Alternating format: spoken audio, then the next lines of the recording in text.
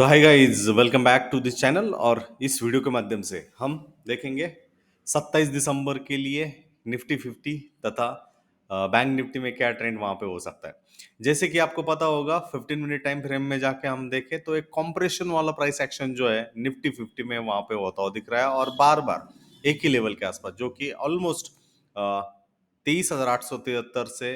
आज का दिन का हाई यदि हम देखें तो 23,855 के अराउंड जो है वो होता हुआ हमें दिख रहा है। तो ये एक सेक्शन है, ये एक जोन है जहां पे ऑलमोस्ट 2 से 3 दिनों से जो है प्राइस रिजेक्ट हो रही है। एंड बार बार यदि हम देखें, जब ये गैप क्रिएट हुआ था या रिवर्सल बॉटम बनाने के बाद जो हुआ था फ्राइडे 20 दिसंबर के दिन, वहां से गैप अप हो जाने के बाद जो फर्स्ट पुल बैक जो आया था,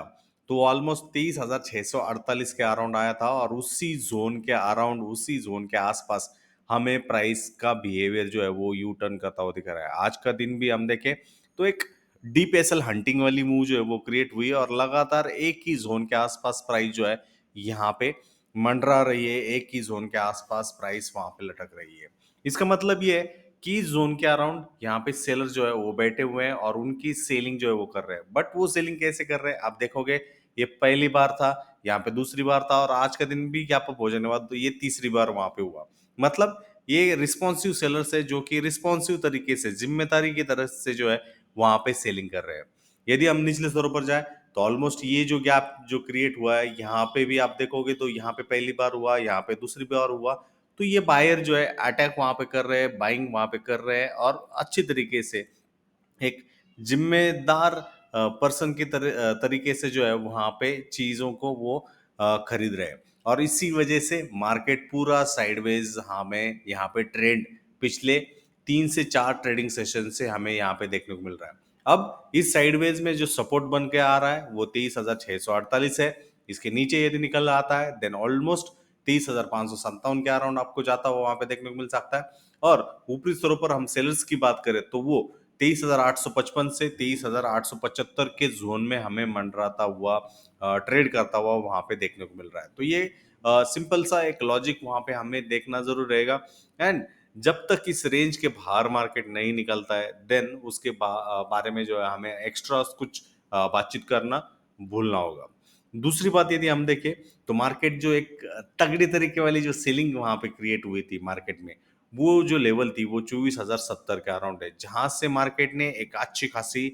मारूबोजू बेरिश कैंडल किया, रिट्रेसमेंट ऑलमोस्ट 70% के आसपास किया, और 30,990 से जो स्विंग जो क्रिएट हुआ था वो 30,543 हुआ है। एंड उसके बाद मार्केट यहाँ पे कंसोलिडेशन में, जैसे हमने अभी अभी स्टार्टिंग में कहा, 30,857 के अराउंड जो है वहां पे रोल अराउंड जो है वो होता हुआ हमें देखने को मिल रहा है। तो यही कॉम्बिनेशन, यही चीज हमें वहां पे समझना जरूर रहेगा। यदि हम डेली टाइम फ्रेम में जाएं और उसमें अच्छी तरीके से यहाँ पे प्राइस एक्शन का मोर यहाँ पे देखें, तो प्राइस का टोटल कंसोलिडेशन जो क्रिएट हो रहा है गाइज, इस मारूबोजू कैंडल के आसपास हो रहा है, और उस मारूबोजू कैंडल का हाई और लो वहां पे एक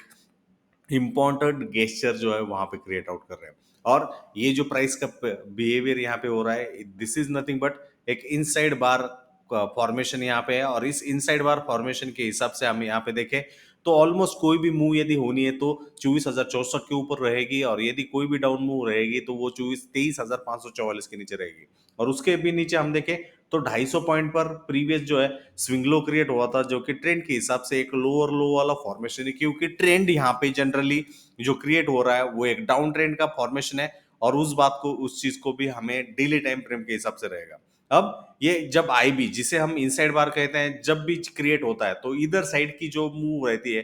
क्या वो अच्छे तरीके से सस्टेन करेगी उसको इंट्राडे स्केल पर वहां पे देखिए, और जैसे ही वो टिक जाती है देन अल्टीमेटली वहां से एक फॉलो थ्रू बाइंग जो है हमें बनती हुई वहां पे देखने को मिल जाती है। तो ऑलमोस्ट वो बायर्स के पक्ष में जाती है या सेलर्स के पक्ष में जाती है, वो आपको आने वाला दिन मतलब शुक्रवार 27 दिसंबर का दिन जो है वहां पे देखने को मिलेगा। तो ऑलमोस्ट यदि इस जोन पे तरफ जा रही है तो बायर्स वाला चीज वहां पे है। यदि निचले स्तरों पर वहां पे जा रही है देन ऑलमोस्ट वो एक सेलर के पक्ष में जाती हुई दिख सकती है। तो एक अच्छे तरीके वाला सेटअप जो है वो जनरेट हो रहा है। हमें ये भी बोलना नहीं है कि मार्केट जो है एक सपोर्ट जोन के आसपास है, कोई भी स्पाइक वहां पे आती हुई दिख रही है देन ऑलमोस्ट वो एक प्रकार का ट्रैप तो नहीं है, क्योंकि इस तरीके वाला जो मार्केट है वो ट्रैप करता हुआ दिख सकता है। और यदि मार्केट इस तरीके से एक रेड कैंडल करते हुए नेक्स्ट फॉलो थ्रू करने की जगह, फॉलो थ्रू होने की जगह वहां पे यदि इस तरीके की ग्रीन कैंडल या बायर के स्ट्रॉन्गर वाले कैंडल करने में तैयारी कर लग जाती है, देन अल्टीमेटली ये ट्रैप कहलाएगा, जो कि एक बियर को ट्रैप करने की कोशिश वहां पे होगी और वहां से एक मार्केट के एक अच्छा खासा मोमेंटम जो है पॉसिबिलिटी होती हुई दिख सकती है। हाँ, यहाँ इसके ऊपर जो है गैप भी है, क्योंकि जब भी गैप वहां पे जनरेट होता है तो उसका गैप फिलिंग मार्केट में जनरली टैक्ट रहता है। तो वो फिलिंग के प्रोसेस में यदि कोई भी कैंडल ओपन अप कर जाए, गैप अप कर जाए, बट उसमें इस तरीके वाला विक या ऊपरी सरों पर वो सस्टेन ही नहीं रह रही है, इस तरीके वाला क्या कहते हैं कंटिन्यूएशन कैरेक्टरिस्टिक्स वहां पे दिखा देना, देन अल्टीमेटली वो एक ये चीज दर्शाएगा, ये विक ये दर्शाएगी कि वहां पे सेलर जो है एक स्ट्रॉन्गर तरीके से वहां पे प्रेजेंस कर रहे हैं, और यदि ये सेलर विक क्रिएट कर रहे हैं, देन वहां पे मार्केट में जो है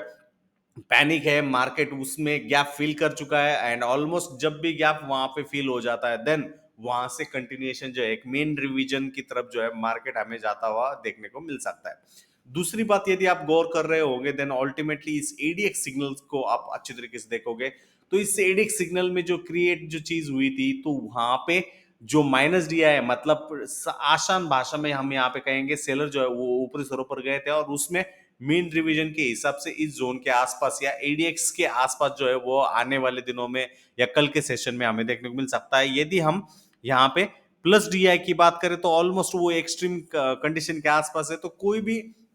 मीन रिवीजन होगी, मीन रिवीजन का पॉइंट रहेगा इसके आसपास रहेगा, और जब मार्केट इसके आसपास रहेगा तो आइदर आपका कैंडल का लोकेशन जो है इस जोन के आसपास बनता हुआ दिख सकता है, या वो आइदर कैंडल दूसरे कैंडल का लोकेशन एक्सट्रीम केस में इस जोन के आसपास बनता हुआ हमें देखने को मिल सकता है। तो वो चीज वहां पे ध्यान दीजिए, कोई भी गैप अप गैप डाउन सीधा इस जोन के अराउंड वहां पे होता है, तो probability in direction of gap यदि जाना है, देन इस लो के नीचे वहां पे रहना है। यदि इन डायरेक्शन ऑफ गैप अप यदि चीज जा रही है, देन उसके कैंडल के ऊपर हायर टाइम फ्रेम के हिसाब से रहना चाहिए, क्योंकि यदि रॉन्ग दिशा रॉन्ग डायरेक्शन में हम यहाँ पे जा रहे हैं, देन उस दिशा का हमारे पे ऊपर इंपैक्ट होता हुआ दिख सकता है। यदि इस जोन में हम ट्रैप हो जाएंगे, देन अल्टीमेटली वहां पे सेलर ट्रैप होने की संभावना ज्यादा रहेगी, और यदि ऊपरी स्तरों पर ट्रैप हो रहे हैं, देन उस तरीके से जो है चीजें हमें बनती हुई दिख जाएगी।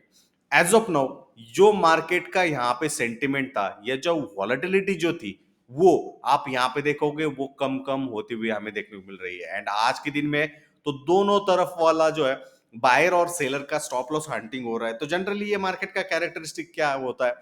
जब भी मार्केट की इतनी बड़ी रेंज सीधा इतना छोटी रेंज में तब्दील हो रही है, मतलब ये है कि मार्केट जो है ब्रेकआउट की तौर तरीके के लिए तैयार होता हुआ दिख रहा है, और ये जब ब्रेकआउट वहां पे होता है तो एक बड़ी कैंडल का आगाज जो है मारूबूजू कैंडल का आगाज हमें वहां पे देखने को मिल जाता है, तो उस पर भी आपका ध्यान वहां पर रहना चाहिए। एडीएक्स सिग्नल देखे तो अगेन जो डिस्टेंस बायर और सेलर्स के लाइन में था, एडीएक्स सिग्नल तो पूरा ट्रेंड कर रहा था, अब भी ट्रेंड कर रहा है। अब आप यदि बायर और सेलर्स के डिस्टेंस की हम यहाँ पे बात करें तो वो डिस्टेंस भी कम हो रहा है, अब इसका क्रॉसओवर या उल्टा पुल्टा हो जाता है, और उसके बाद एक ट्रेंडिंग मूव होती है, और दूसरा कैरेक्टर बायर वाला सेलर या सेलर वाला कैरेक्टर और एडीएक्स लाइन नीचे जाती हुई दिख जाती है। तो जो भी दिशा वहां पे रहेगी, यदि बायर है तो ये प्लस डीआई रहेगा, और ये नीचे वाला जो है वो माइनस डीआई की तरफ से रहेगा, मतलब बायर के पक्ष में रहेगी। बट यदि ये minus DI, then ultimately market की दिशा जो है निचले स्तरों पर रहेगा, और ये जो है प्लस डीआई रहेगा। तो ये दो ही केसेस रहेंगे। यदि मार्केट इसी तरीके से एक दूसरे के आसपास वहां पे झटक जाता है, देन अल्टीमेटली दोनों तरफ के एसएल हंटिंग जो है आने वाले सेशंस में हमें देखने को मिल जाते हैं। तो ऑब्वियसली ये जो फिनोमेना हो रहा है यहां से यहां तक, यहां से यहां तक, ये कॉम्प्रेशन का फिनोमेना हो रहा है। जैसे कि आपको भी पता रहेगा कि एक फेस्टिव सीजन चल रहा है, जो विदेशी खरीदार है वो अब छुट्टियों पे गए हैं, तो उसका भी आपको वहां पे ध्यान रखना होगा, एंड ऑब्वियसली उसी हिसाब से उसी चीजों से यहाँ पे चीजों को आपको अंडरस्टैंड करना होगा। यदि हम सीपीआर का कंसिडरेशन यहाँ पे करते हैं तो सेंट्रल पाइवोट रेंज जो है कल के दिन में बहुत ही कॉम्प्रेस हो रहा है, उसके लिए R1 जो है ऑलमोस्ट इसी रेजिस्टेंस जोन के आसपास जहां से मार्केट रिजेक्ट हो रहा है, जो कि 30,855 के इन एंड अराउंड वहां पे सपोर्ट की हम बात करें तो S1 और S1 जो है दोनों अनचेंज है, तो वहां पे अच्छे तरीके से ध्यान दीजिए, कोई भी मूव यदि होनी है तो इसके ऊपर वहां पे रेंज रहेगी, कोई भी डाउन मूव रहेगी तो इस जोन के नीचे रहेगी, एंड इन बिटवीन यहाँ पे मैं और एक बार चीज बताना चाहूंगा, एडीएक्स और डी प्लस डीएक्स और माइनस डीएक्स वाली जो चीज है वहां पे कॉम्प्रेशन जो है वो क्रिएट हो रहा है। तो इसी वजह से मैं यहाँ पे अलर्ट जो है वो सेट कर देता हूँ। कोई भी अपमूव वहां पे मुझे सस्टेन होती हुई दिख जाती है, देन अल्टीमेटली वहां पे देखूंगा। बट कोई भी इस तरीके वाली वीक वाली कैंडल वहां पे रहेगी तो मैं सजग रहूंगा, अलर्ट रहूंगा, क्योंकि ये कैंडल कब क्रिएट होती है, वहां पे फुल बॉडी आपको वहां पे दिखाने को मॉर्निंग में दिखाती है, बट उसके बाद आपको पता चल जाता है कि ये बॉडी जो है वहां पे कम सेक्शन में जो है वो जा चुकी है। इस तरीके से कम सेक्शन में वहां पे जा चुकी है। जनरली ये बॉडी इतनी ही रहती है, बट उसके बाद वहां पे सेल्स आते हैं। और आप यहाँ पे देखोगे अल्टीमेटली ये चीज हो रही है, एंड यहाँ पे कॉम्प्रेशन भी एक अच्छा खासा तरीके वाला हो रहा है। तो ये शुक्रवार 27 दिसंबर के दिन जो है आपको वहां पे ध्यान रखना होगा। 15 मिनट टाइम फ्रेम में जाके देखें तो बहुत ही तगड़ा कॉम्प्रेशन जो है वो होता हुआ दिख रहा है। एंड ऑब्वियसली जो भी डिस्कशन हमने किया है ये सिर्फ और सिर्फ एजुकेशनल पर्पज के हिसाब से। धन्यवाद।